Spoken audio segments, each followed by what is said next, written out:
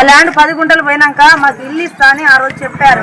చెప్తే ఇయ్యలే. మళ్ళీ ఇస్తా అంటే మేము కూడా ల్యాండ్ పోయింది కాబట్టి ఇస్తారేమో అనుకున్నాం. ఫస్ట్ లిస్ట్ తయారు చేసిర్రు, అది పోయింది కేసీఆర్ ఉన్నప్పుడు. మళ్ళీ ఇప్పుడేమో ఈఆర్ గారు వచ్చి అందరికి సెకండ్ లిస్ట్ లో తయారు చేసిర్రు. అందులో మా పేరు వచ్చింది. వచ్చినాక ఇల్లు రాత్రి మార్చుకుంటే ఎట్లా సార్? మా పరిస్థితి ఏంది చెప్పండి మీరే. పాత లిస్టు పోయింది, పాత లిస్టు రాత్రినే తయారు చేసింది. పేరు ఉంది ఆల్రెడీ. ఫస్ట్ లిస్టు నాదే, అసలు లేకుండా రాలే.